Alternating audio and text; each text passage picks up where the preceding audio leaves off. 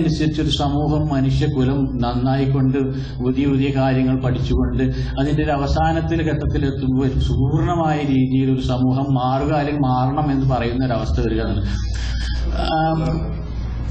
ഖുർആനിൽ തന്നെ തെറ്റാൻ ശ്രമിക്കണം. പക്ഷെ ഈ ലഹരി ഉപയോഗിക്കുന്നതിനെ കുറിച്ച് രണ്ടു വിധത്തിൽ പറയുന്നുണ്ട്.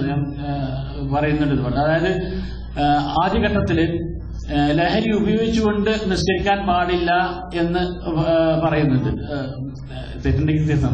പക്ഷെ പിന്നെ ഖുർആനില് ലഹരി ഉപയോഗിക്കാനേ പാടില്ല എന്ന് പറയുന്നു. അപ്പൊ അതൊരു കാലഘട്ടത്തിന്റെ ആ കാലഘട്ടത്തിൽ ഇറങ്ങിയത് മാറുമ്പോൾ ആ കാലഘട്ടത്തിനനുസരിച്ച് മാറി പിന്നെ സംസ്കരിച്ചെടുത്ത് മനുഷ്യരെ ബോധവൽക്കരിച്ച് ഈ ഒരു 23 വർഷം കൊണ്ട് ജനങ്ങളെ സംസ്കാര സമ്പന്നരാക്കുകയും പുതിയ സന്ദേശങ്ങൾ നൽകുകയും ഉത്തമ മനുഷ്യനാക്കി ജീവിക്കുകയും ചെയ്യുന്നതിന്റെ ഒരു ഗ്രന്ഥം ഏത് വിധത്തിൽ അതിന്റെ ഒരു ജനങ്ങളിലേക്ക് എത്തിക്കുന്നതോടുകൂടി അതേ അവസ്ഥയിൽ ജനങ്ങളെ എങ്ങനെ സംസ്കരിച്ചെടുക്കുന്നു എന്നുള്ള ഒരു മഹത്തായ ഒരു സന്ദേശം, ഒരു മഹത്തായ കാര്യമാണ് ഒരുപക്ഷെ നമ്മളെയൊക്കെ അത്ഭുതപ്പെടുന്നത്.